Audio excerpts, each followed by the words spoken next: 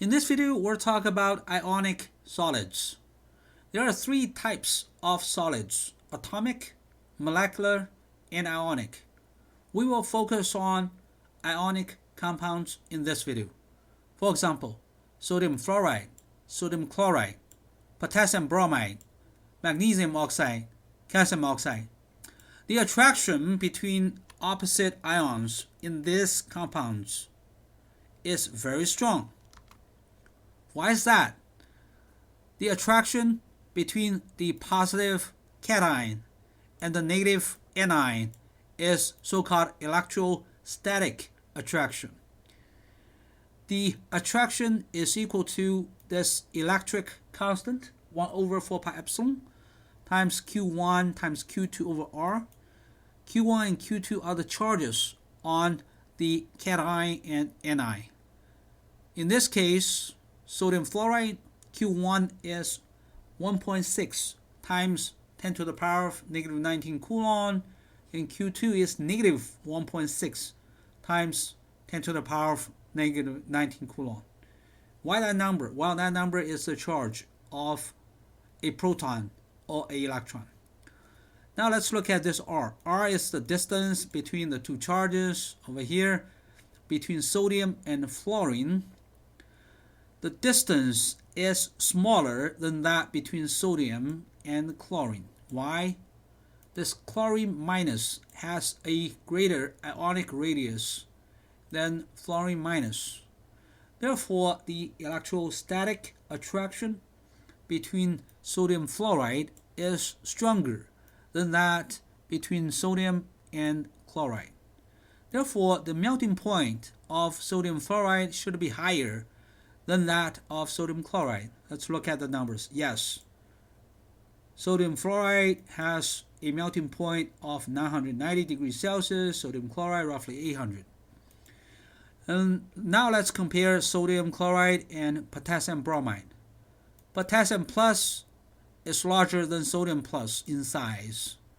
Bromine minus is larger than chlorine minus in size. Therefore, the distance between potassium plus and bromine minus is greater than the distance between sodium and chlorine minus, and therefore this KBr has an even lower melting point because of its greater R and a smaller attraction. Again, if you have a longer distance between the two opposite charges, you will have a smaller attraction in its magnitude, therefore lower melting point. Okay, now let's look at MgO. MgO, magnesium oxide, has a melting point near 3000 degrees Celsius. So this is about 3 times that of sodium chloride or sodium fluoride, or even 4 times of the melting point of potassium bromide. Why is that? Okay, magnesium has a 2 plus charge. Oxygen has a 2 minus charge. Basically, you double this Q1 and you doubled this Q2. Therefore, the attraction between Mg and O2 minus, between Mg2 plus and O2 minus is much greater, much greater than any of these 3. Therefore, this melting point is much higher than any of these 3. Now, calcium oxide also has a very high melting point because of the plus 2 charge on this calcium 2 plus and the negative 2 charge on this oxygen 2 minus. Again, Q1 times Q2 in calcium oxide is much greater than Q1 times Q2 in the first 3 examples. However, the melting point of calcium oxide is lower than the melting point of magnesium oxide. Why is that? Compare these two. Same charges, but this calcium 2 plus has a larger ionic radius than magnesium 2 plus. Therefore, this R is bigger in calcium oxide. When R is bigger, the attraction is smaller. Therefore, calcium oxide has a lower melting point than magnesium oxide. You can now predict that barium oxide, BaO, has a lower melting point than this calcium oxide, and barium sulfide has a lower melting point than barium oxide. Okay. Now let's just look at a picture of a couple ionic compounds like sodium fluoride and the magnesium oxide. You can see the distance. This is 200 plus pm. This is 235 pm. pm stands for picometer. 1 picometer is 10 to the power of negative 12 meters. So this is 2.12 angstroms. This is 2.35 angstroms because 1 angstrom is 10 to the power of negative 10 meters. Or you can say this is 0.2 nanometers. This is also roughly 0.2 nanometers. So the distance is about the same, a little bit different. But now if you look at the charges, the charge on magnesium is 2 plus, on oxygen 2 minus, on sodium 1 plus, on fluorine 1 minus. Therefore, we predict that the attraction between this magnesium cation and oxygen anion is much greater than the attraction between sodium plus and fluorine minus. Therefore, MgO should have much higher melting point than NaF, sodium fluoride. And again, the melting point of MgO is nearly 3000 degrees Celsius. The melting point of sodium fluoride is only 1000 degrees Celsius approximately. So 3-to-1 ratio here. Why not 4-to-1? Well, it's because there are two other factors I didn't talk about. So the charge on magnesium is not exactly 2 plus, it's not exactly 2 minus on oxygen either. So those are just rough estimate about the charges. It's very difficult to allocate the exact number of electrons to different ions or atoms actually. And two, we were talking about, when we use this equation, we were talking about just the attraction between two ions. But look at this picture. There are actually many magnesium and oxygen ions in a piece of MgO solid. There's not only this attraction, there's also this repulsion between two magnesium ions. Again, repulsion between these two. How about these two oxygen anions? Don't they repel each other? They do, but the distance is fairly large. So mostly we focus on this two because this two, this magnesium 2 plus and this oxygen 2 minus are really close to each other. Again, there's a repulsion between these two, but the repulsion is kind of smaller. The repulsion between these two oxygen 2 minus is also smaller. So same here. This is not exactly +1 charge on sodium, not exactly -1 charge on fluorine. Maybe it's -0.9 here, +0.9 here. Maybe it's 1.7 here, +1.7 here, -1.7 here. This 2 plus and 2 minus are estimate of the charges on those ions. And again, there's also other repulsion terms we didn't talk about in a piece of solid. The repulsion between two fluorine minus ions. And also, if you really think about this, this fluorine minus is attracted by this sodium as well. Look at this long-range attraction. So we have long-range attraction, we have long-range repulsion. So that's why, although supposedly this attraction between one magnesium 2 plus and one O2 minus should be at least 4 times larger than this sodium fluoride, the melting point is not exactly 4-to-1 ratio. One more thing, if you compare the melting point, this is in degrees Celsius, so it's more accurate to compare the melting point in Kelvin degrees. In physical chemistry, you will learn that the melting point in Kelvin is roughly proportional to the attraction between the ions. Okay, roughly. Now let's just keep talking about this ionic compounds. Again, there's repulsion between this fluorine minus and this fluorine minus. There's repulsion between this sodium plus and this sodium plus. But still we have this stronger attraction between sodium plus and fluorine minus, holding those ions together. All right, the cation anion attraction is the predominant interaction. Therefore, we still have ionic solids. Ionic solids are brittle. This is because of the strong repulsion between the like charges. So actually, the repulsion between these two can be significant after you use a hammer to knock this sodium fluoride. Here's a diagram.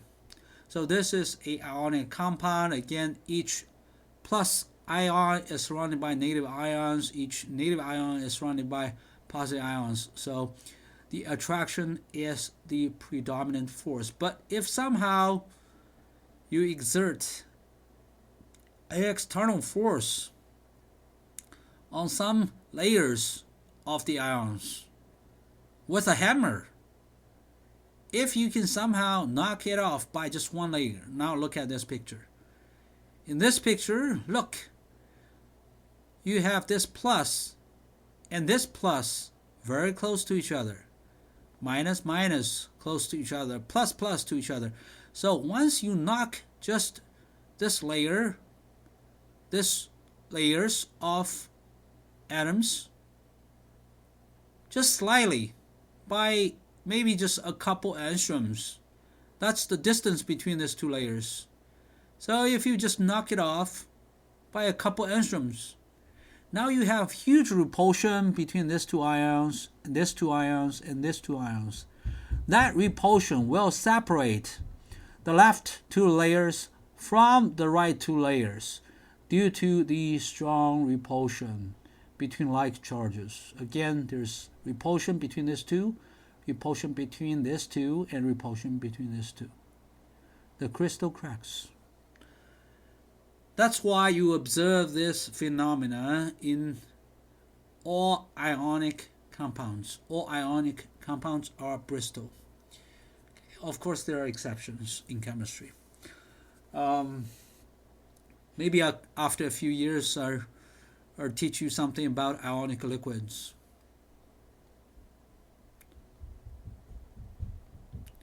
Now let's look at the lattice energy of an ionic compound such as sodium chloride. It's a review. So what's the definition of lattice energy? It's very simple. This is the amount of energy released by forming this sodium chloride table salt in the solid phase from sodium plus ion and chlorine minus anion. All right. So the amount of energy released. This is to ensure the value of the lattice energy is positive. But it's really hard to kind of have just one sodium plus ion react with one chlorine minus ion directly to get table salt. So what we usually do is we actually combust sodium solid in chlorine gas to form this sodium chloride. So it's easier to compute the enthalpy change of this reaction. And it happens that the enthalpy of reaction is equal to the enthalpy of formation of this sodium chloride table salt. Why? Because again, by definition, the enthalpy of formation of pure elements is 0. So this is pure element of sodium, it's 0. The enthalpy of formation of molecular chlorine is also 0 because molecular chlorine gas is the element of chlorine at 298 Kelvin degrees and 1 bar pressure. That's the standard pressure. These two have exactly 0 enthalpy of formation.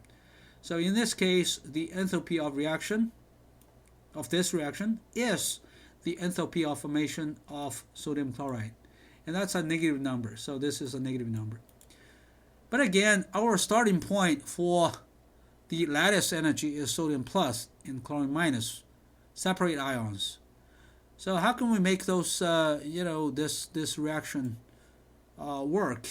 Well, we have to consider this reaction from sodium atoms in the gas phase to sodium solid. This is actually the deposition of sodium or the desublimation of sodium. Or it can be viewed as the enthalpy of formation of sodium atoms reversed. Because to get the enthalpy of formation of sodium atoms, we need to start from sodium element, which is solid sodium, and now the direction is reversed. Similarly, if we go from chlorine gas to chlorine molecular chlorine gas, this is the reversed enthalpy of formation of this chlorine gas. All right, we're not done yet. Those are neutral sodium atoms and chlorine atoms, but to compute this lattice energy, the starting point is sodium plus and chlorine minus. So we have to go from this sodium atom to sodium plus. All right, or we have to go from sodium plus to sodium atom in the reverse direction. So what is this from sodium plus to sodium? Well, that's the reverse reaction of the ionization energy of sodium. So look, the ionization energy is the amount of energy it takes to remove an electron from a sodium atom. So now, if you look at this guy, it's sodium plus grabbing an electron and form atom. Therefore, we need to include this negative ionization energy here. All right, so how about chlorine? Well, for chlorine, what's the definition of electron affinity? That's the amount of energy released when a chlorine atom grabs an electron. All right, so that's why we have double negative here. First, it's amount of energy released when a chlorine grabs an electron. That's one negative. It's released, not absorbed. Okay, so the electron affinity is negative enthalpy of reaction of chlorine atom grabbing an electron. So that's one negative here. The second negative is this. We're looking at the reaction reversed. So it's not actually chlorine atom grabbing an electron. It's chlorine minus losing an electron. So double negative here. That's why we have a plus EA here. Again, this is going to be a negative number. That means when sodium plus grabs the electron, energy is released. This is going to be a positive number. That means when a chlorine minus loses an electron, it takes energy. So this system absorbs energy. So over here. All right. And then we need to subtract the enthalpy of formation of sodium, because again, this reaction is the formation of sodium atoms reversed, minus enthalpy of formation of chlorine atom. Again, this is the formation of chlorine atoms reversed. Okay, and finally, we need to add this enthalpy of formation of sodium chloride, because in this reaction, sodium chloride table salt is formed from the sodium element and the chlorine element. And in the end, the magnitude of the lattice energy, I want to make sure that we understand the lattice energy. Well, it is negative, but its magnitude is going to be positive. Okay, the magnitude of lattice energy is very large. It's the magnitude or absolute value of this 1, 2, 3, 4, 5 terms together. Now I'm going to show you a practice problem. I want you to rank the melting points of this following ionic solids: 1, 2, 3, 4. All right. So you may pause here before I talk about the answers.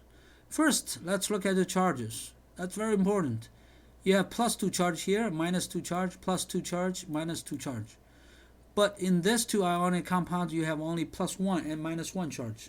So I expect to see much larger attraction between MgO, between CaO, than between sodium chloride and potassium bromide. So this two will have a higher melting point than this two. That's for sure.